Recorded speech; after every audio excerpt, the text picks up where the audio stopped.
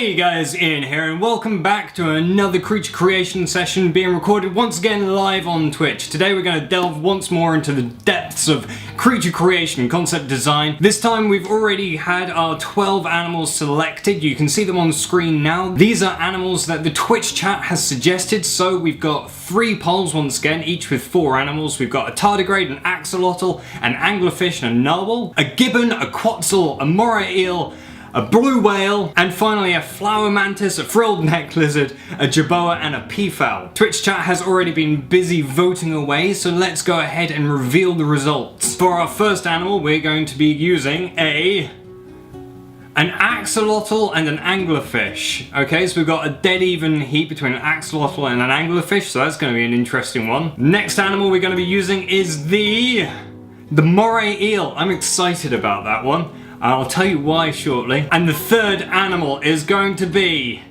a flower mantis. Oh man, this is going to be awesome, guys. This animal is going to be sketchy as hell, guys. Axolotl and anglerfish, that's already going to be like proper, like with the gills and anglerfish have crazy the thing and the teeth. You might not know this, but the moray eel in many ways is the inspiration to the xenomorph, and it's they have 2 jaws, like one back inside their throat. When they open their mouth, it comes forward and grabs prey and pulls it back. Oh, what's the name of the jaw thing? I can't remember. It's a pharyngeal jaw. It's insane. So this thing is gonna be awesome. Right, let's jump straight into Photoshop and start throwing these things together. I can't wait. Having 3 water-based animals in the random selection pretty much dictated that we were going to be going for some kind of sea monster or Leviathan creature, and I was pretty much spoilt for choice for features to attach to this thing. I think I could have combined these animals together in pretty much any way and ended up with something pretty spectacular. My gut instinct was to go with the anglerfish's head, but I actually swapped that out and decided to combine features from all of the different creatures together for the head, and then repeat that process right down the bodies. Less so with the praying mantis, but those 3 water-based creatures were heavily featured throughout the final design. Okay, in a relatively short amount of time, I think we've managed to come up with something sickeningly cool. So I've been wanting to do some kind of a sea monster Leviathan since I started doing these creature creations, and this one is epic. I cannot wait to get this one out. So we have got the pharyngeal jaw from the moray eel, we've got the gills from the axolotl, the bioluminescent head bait thing from the anglerfish, including the anglerfish's teeth and things. We're going to be using the pectoral and dorsal fins from an anglerfish. We've got the tail from the axolotl mixed with the tail from a moray eel. All that, and we've got the arms and the legs and the head crest, and probably going to be using the coloration from the flower mantis as well. This thing is so freaking cool, and I cannot wait to get onto the final piece. So the reason that I was so excited about this creature creation in particular is I don't actually have any form of background in art. I didn't study art at college, I didn't study art at university, I actually studied marine biology. So these animals that I was given are creatures that I know and know well, not necessarily these creatures in particular, but I know enough about their physiology and behavior and the environments that they live in that when it comes to combining them together in different ways, I have understanding of what sort of things will work and look more realistic when put together. It's a really nice comparison between this one and the last creature creation that I did, where we had attributes and things which I personally wasn't comfortable with. This time, these are things that I know and I know well, so I instantly was enjoying this creature creation so much more and ended up working on it for a lot longer than I would do normally. Most of these normally take between 4 and 5 hours, where this one actually took 6. Not because I was struggling with it in any way, but because I was enjoying it and I didn't want to stop, and I could have carried on with this painting for another 4 or 5 hours and really started detailing it out and getting all the scales and everything into this creature, and I would love to do that sometime. time is turn this into a full-blown concept art, as opposed to a creature concept where I'm trying to show off as much of the creature as I can. In a piece of concept art, I'd be trying to compose it in a very dramatic, very visually appealing way, whereas this, it's actually quite a boring composition. You're able to see the whole creature, you're able to see the submersible, everything feels very static. It's really not the most visually interesting composition I could have come up with, and I would love to go back and do this creature again sometime in a full-scale painting.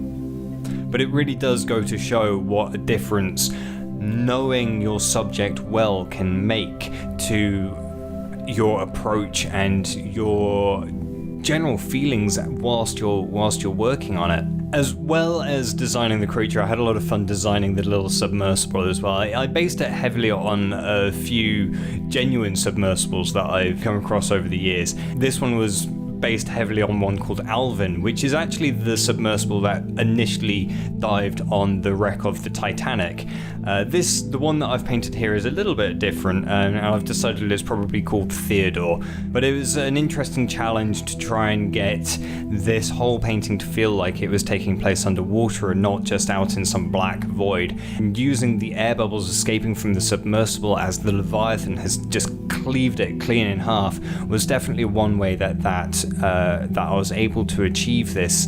Another thing that I did was a heavy use of atmosphere between the more distant parts of the creature and the closer parts. So for example, the tail you can see is pushed right far into the background, although it's not actually that far away, and that helps to solidify the idea that there's some kind of a medium other than air in between the tail of the creature and the submersible and the body of the creature.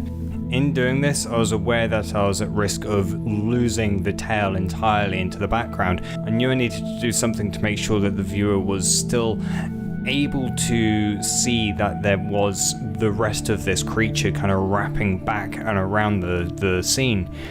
So I decided to include the bioluminescence that I'd had around the head of the creature and bring it right back down along the whole length of its body, and it adds these bright spots into the background which I think are really effective at bringing in this sense that this creature is just this vast thing wrapping around the whole scene. I really like the effect that it had.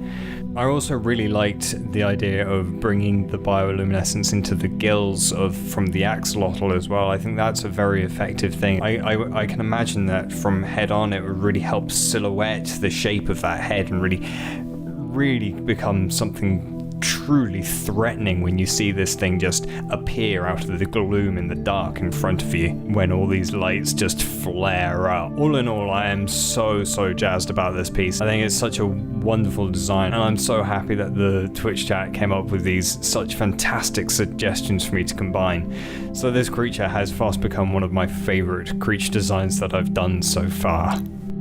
Well, it's got to be said, I have had so much fun making this creature. I think just my reaction to the 4 creatures that we were given at the start should show you how enthusiastic I was about this guy, and it just goes to show when you're excited about a piece of art, when you're excited about what you're doing, then you can come up with some incredible things, and this guy is by far my favorite creature creation that we have done so far. I think he is just incredible. I feel so sorry for the people who are in the submersible when they come across this thing. Just a group of scientists out in their little submarine, they see a glowing thing in their distance, they go to study it, and then this wall of light and teeth and death just erupts in front of them. It's got to be one of the single most terrifying things that anybody could ever witness.